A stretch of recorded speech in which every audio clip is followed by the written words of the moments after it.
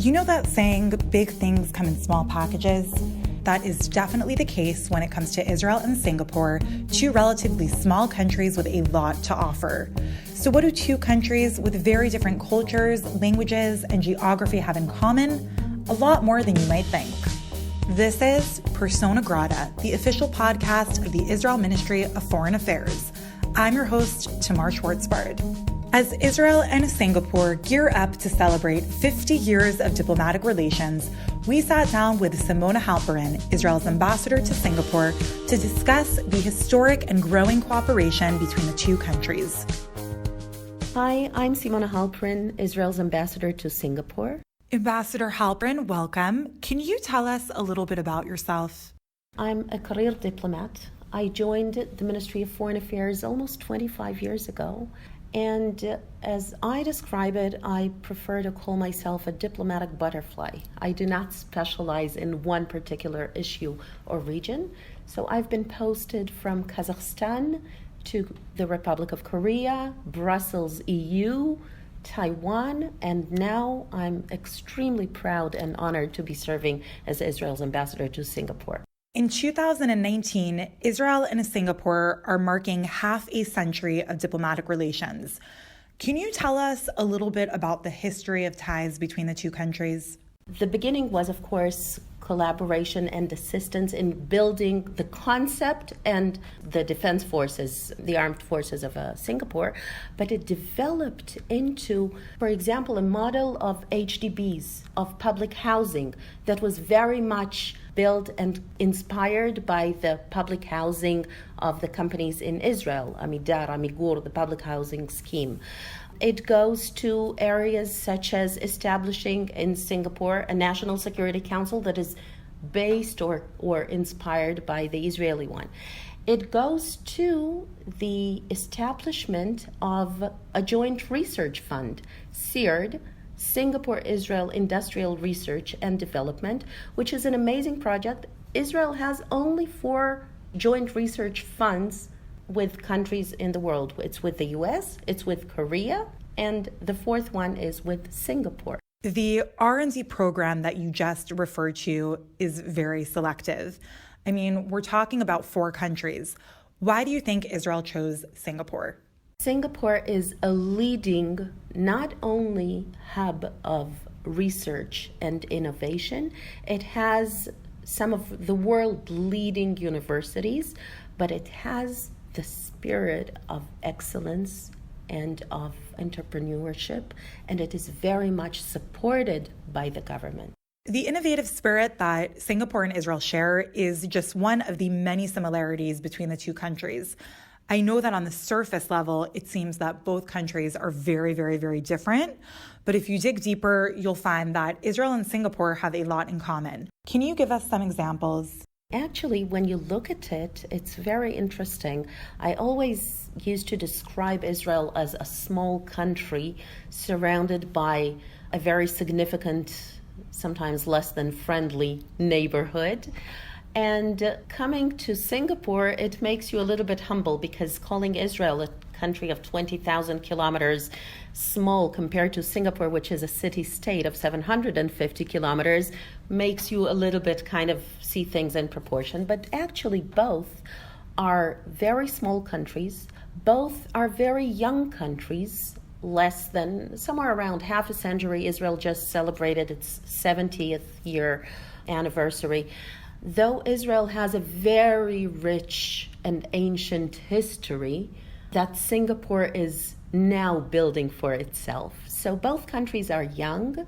Both countries are relatively small in their region. Both countries are surrounded by environments that are challenging and could pose a potential risk, and therefore have to build both resilience within and the ability to protect themselves. And both countries have no natural resources, though Israel has discovered in recent years very significant discoveries of gas, but build themselves on the power of the mind and the resource of the people. What about cultural similarities? Do you see any similarities or connections when it comes to cultural values? Very good question. Actually, you would think that there are not much cultural similarities, but to your surprise, you would find some. Singapore is a very multi-ethnic and multicultural society. They have a very significant part of the population that is of Chinese ethnicity.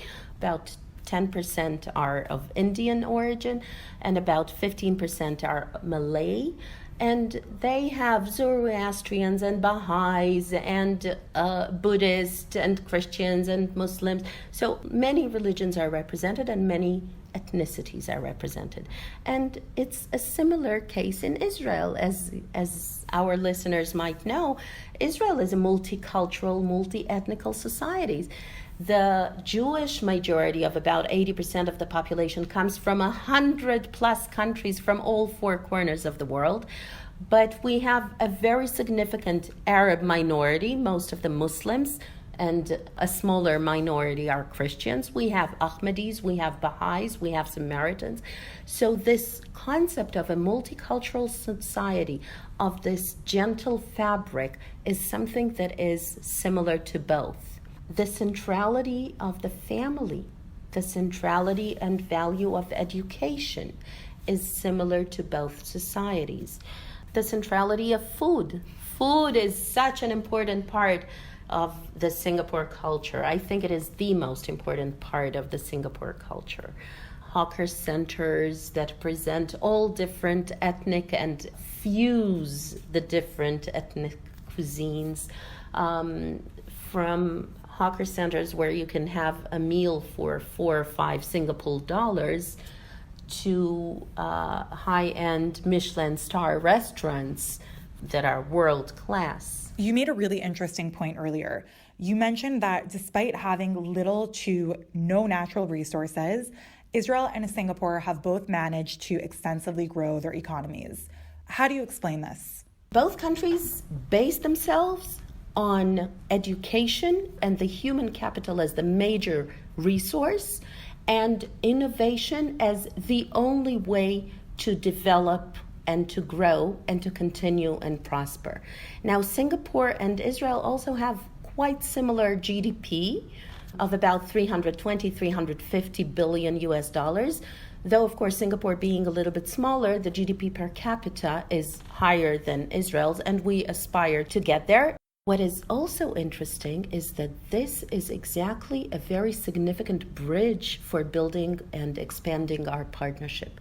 If in early years the relations started from Israel supporting Singapore's development as part of the value of Tikkun Olam, the value of assisting a friendly country in need, then in recent decades it developed into a real partnership from dealing with mutual challenges. And I'm not only talking about the obvious, not only security, not only cybersecurity, building the capacity in artificial intelligence, relations in academics, exchanges, Singaporean students coming regularly to Israel for internship and studies in innovation. When you look at Singapore's lead conference on innovation, who runs it? It's Singapore Unbound, InnoFest, Festival of Innovation, and the co-chair is Yossi Vardi, the father of innovation and entrepreneurship in Israel. You just listed a number of examples and areas in which Israel and Singapore are partnering. Do you think that there's been a growth in cooperation between the two countries in recent years? Absolutely. I have to say, I think a major leap forward was the mutual visits of the Prime Minister Lee Hsien Loong that visited Israel in 2016, followed by the visit of Prime Minister Benjamin Netanyahu to Singapore in 2017. And that was a very significant step forward because it signaled to both business communities, academic communities, that it is not only okay to do business, but it is in the open. If in early years the Israelis were referred to as the Mexicans because of the very fragile environment Singapore is located in, then after the memoirs of the founding Prime Minister Lee Kuan Yew mentioned Israel as the country that helped Singapore in the early years, it started getting out in the open. And the two visits were extremely successful. They were very well received. The Prime Minister Lee, when he visited Israel, received an honorary doctorate from the Hebrew University in Jerusalem.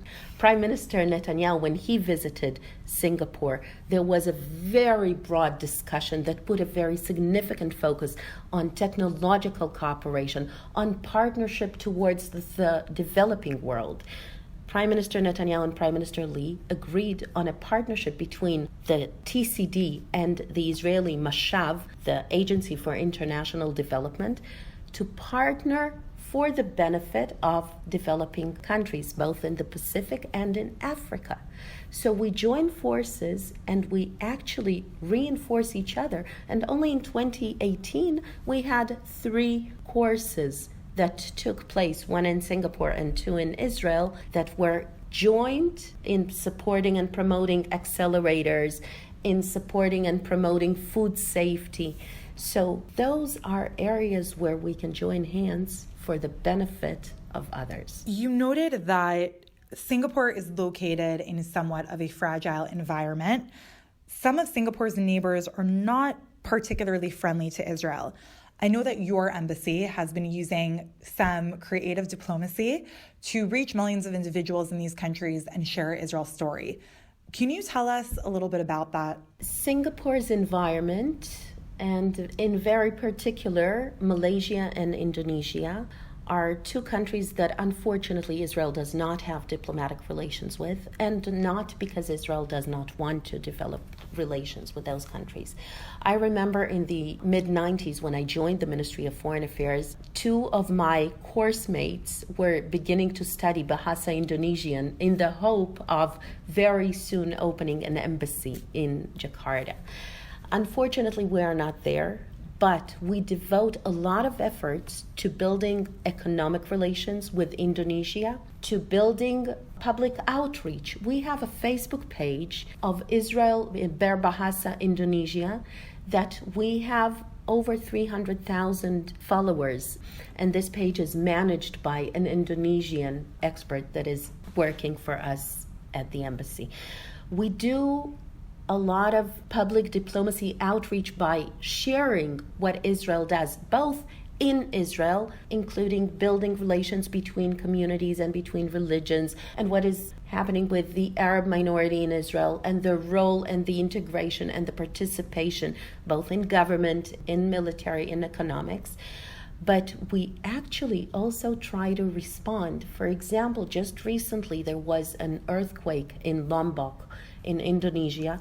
Israel contributed, immediately responded, and we worked with one of the major Muslim organizations in Indonesia to provide water purification systems that are operating now in the island of Lombok. And we offered the same after event in Palu. We did the same many years ago after the major event of the tsunami 2004. We provided a plane load of humanitarian assistance.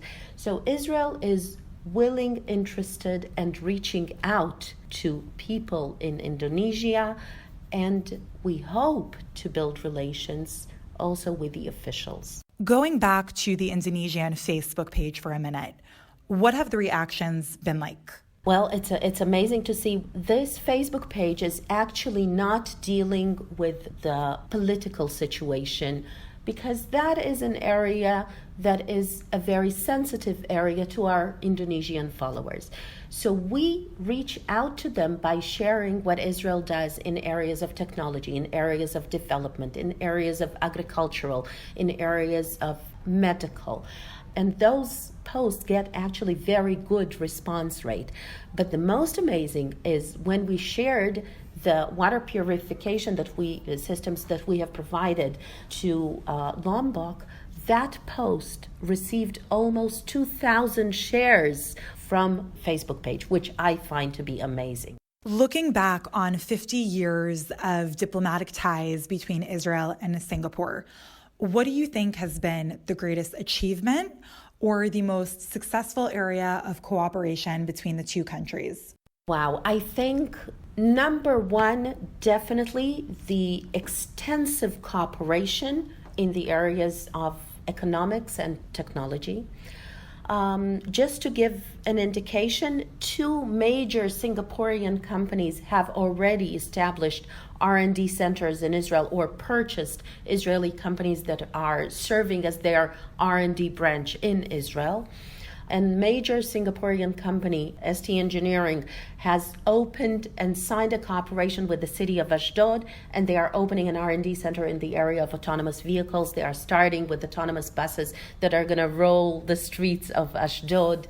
So there is so much that is happening. And I am positive that in 2019 that we are going to be marking 50 years of diplomatic relations. We have a year of activities. We have more than 30 projects and events that are going to be happening, from women empowerment session to cultural and food presentation to collaboration with the National Library of Singapore to an event that is going to deal with Tikkun Olam and have a session of Tikkun Olam makers reaching out to people with disabilities, to a carnival presenting and celebrating 50 years of diplomatic relations. We're going to have a list of amazing events. We're going to have a business summit. We're going to expand the collaboration with universities. So plenty is happening. And at the beginning of January, we're going to unveil the winner of a logo design competition that we have. And we've received over 25 submissions of designers from Singapore, expats living in Singapore, and even a design from Indonesia and one from Malaysia that offer designs celebrating Israel and Singapore celebrating 50 years. Isn't that amazing? Wow. So it seems like there's a lot going on when it comes to Israeli-Singaporean ties. Earlier, you mentioned cooperation in the fields of technology and cybersecurity. What does this relationship look like? In 2018, we had a Cyber Tech Asia in Singapore. And actually, there is an amazing amount of cooperation that is going on, both in research, but very practically in collaboration in the areas of cybersecurity with both government, but business, local authorities. I am not going to go into the details because some of it is a little bit more sensitive, but the idea is, if we used to think that cyber is a risk to national security infrastructure, today we understand that cyber is actually a risk to civilian infrastructure that is part of national security. So following last summer, there was a major cyber incident with targeting and hitting the health sector in Singapore when data of millions of people were exposed. Israel has a very particular strength, and we have a close cooperation both with the civilian ministries involved, with hospitals, with institutions, and with Singaporean companies dealing with cybersecurity solutions. But cyber is only one area of collaboration. We actually have a lot going on, as I mentioned, in the area of transport, in the area of med tech.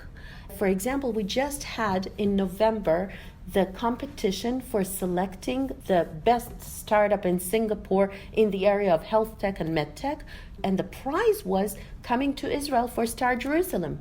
And because there were so good submissions, I couldn't make it only one winner. So we actually selected two winners, one in the area of health tech, actual medical technology, and one in the area of food tech, addressing the most pressing problem, which is diabetes.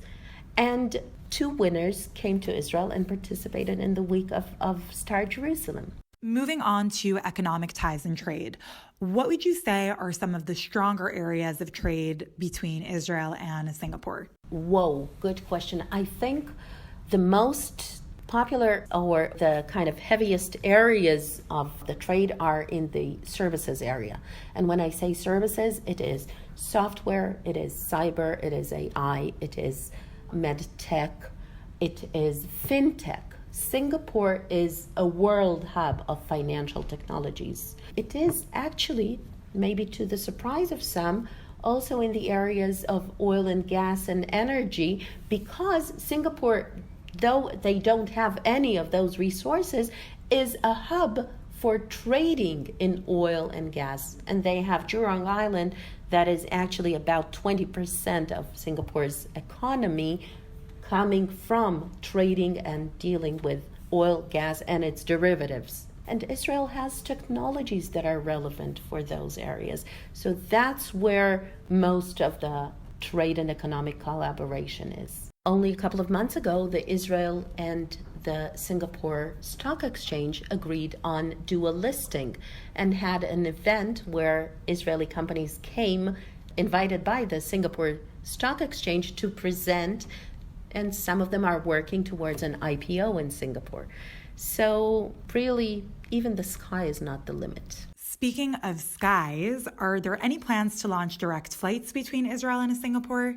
Like my wish that I hope, I don't know if it's going to happen in 2019, but I hope that we're going to be able to work towards it, is that we have a direct flight from Singapore to Israel. To bring Singapore Airlines to Israel would be the most amazing achievement.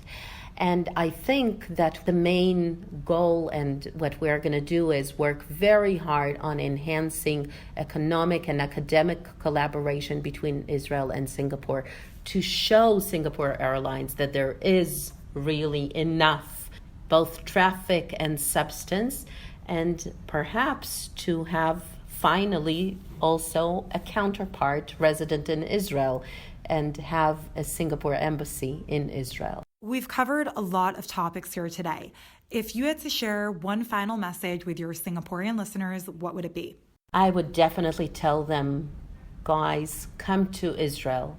Whether you are a student looking for really an experience that will open you up to the culture of innovation and entrepreneurship, whether you are a business entrepreneur or a company looking for interesting technologies that could give you a leap jump, whether you are looking for an amazing touristic experience.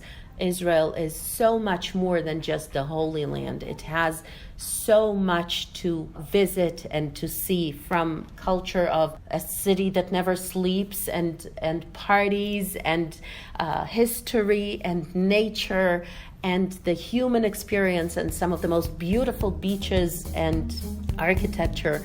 So I would tell my Singapore listeners, if you haven't been to Israel yet, hop on a plane. You must come here at least once in your lifetime, because once you come once, you're going to want to repeat. Ambassador Halperin, thank you so much for joining us today. It was a pleasure to speak with you. Thank you very much, Tamar. Listeners can follow Ambassador Halperin on Twitter at HalpST. We'll include a link in the bio of this episode. Thank you all for joining us today, and thank you to Rivka Wapner for her help in editing this episode.